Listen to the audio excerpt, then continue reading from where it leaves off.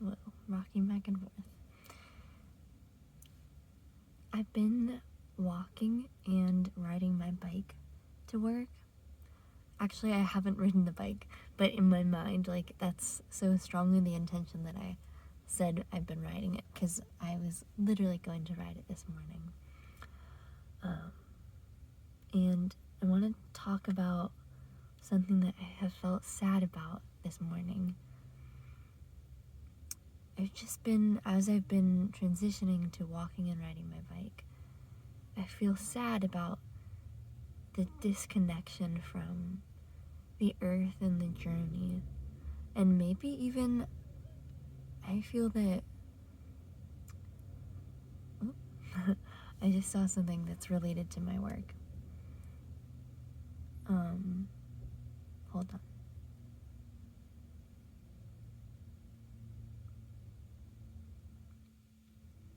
One of my students is walking by. Yeah, so as I've been transitioning to walking and riding my bike, I've come to feel like I can feel in my body and my energy a drain from driving in my car to places, because it forces such a fast, quick transition. And it also can harm animals, and that makes me sad. And I see animals on the road, not all the time, but sometimes, and I don't want to hit an animal on the road. And so with this and recognition of my sadness is just like the desire to slow down. And that's why I want to make these transportation changes.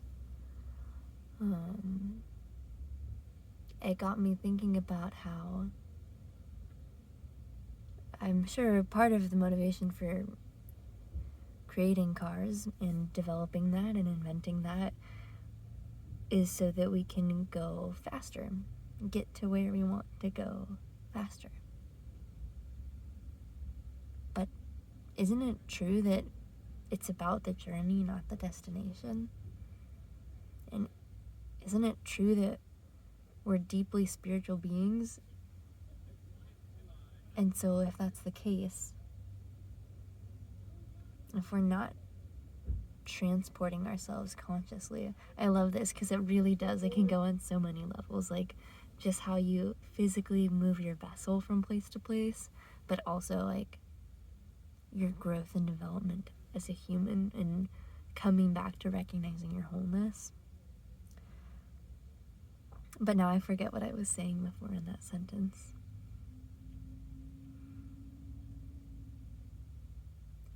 Yeah, just essentially, if we're not being conscious and aware as we transport ourselves, then we're going to be stagnant no matter how fast we're moving, no matter how much we're doing, no matter how much we're getting done. I don't want to drive my car to work so that I can squeeze in more productivity or activities before and after. I want to be restful the whole way.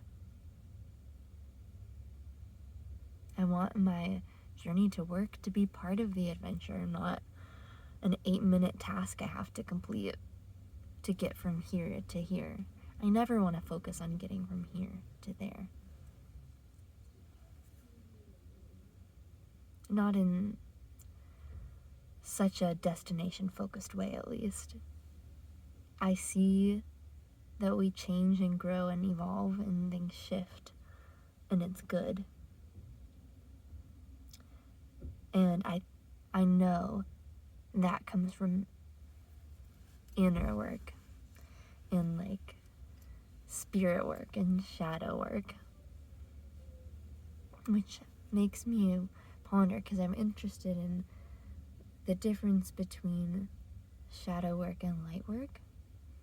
And I read a little bit about it the other day, but just a little. But so yeah, all this to say, as you drive your car, if you drive a car and you're choosing that mode of transportation, there's certainly nothing wrong with it, but be aware of, what's your reason? Why are you driving a car? Is it because everybody in society drives a car and assumes that it's necessary? Because it's not.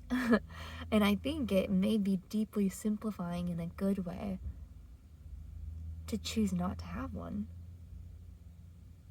Not necessarily better, but I think it could be beneficial, and I think it could help work through shit inside. Good shit. So be aware. Let's slow down and be patient with ourselves, because even the transition from using a car to not using a car, I was trying so hard to get myself on to the bike on time this morning and stressing out a little bit because I hadn't showered and really paid attention to my body and cared for it, and I chose to do that instead and then mindfully drive to work. And I think that's an example of, you can choose to do things however are serving you in the moment, but stay present with it. And that's for me too. Stay present with it. So that's my reflection for this morning. Let's slow down. Let's stop focusing on doing and focus more on being. And doing the right things will come naturally.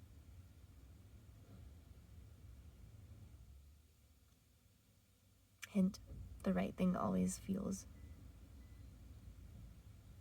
I was gonna say feels good, and I mean that, but I mean on a spirit level, not on a necessarily like happy, positive. Good means like it resonates with you. So maybe like what really resonates is to sit in like a bad, hurtful feeling and process that. And maybe we want to avoid that by speeding everything up. I know I do sometimes. But my highest self wants to be really fully there with all of that. And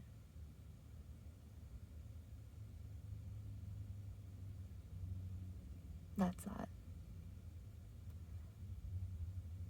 If you're watching, you are loved. You are known. You are loved. You are known. And if you're watching and you drove to work today, you should stand outside with no feet on. Oh, stand outside with no shoes on and let your body and your feet in the earth and your awareness remind you that you're connecting right now to the same space you were connected to if you stood outside on the ground at your home this morning. It's all the same. It's all together. And we can just find little ways to remember that. So, loved and seen and known. Loved and seen and known.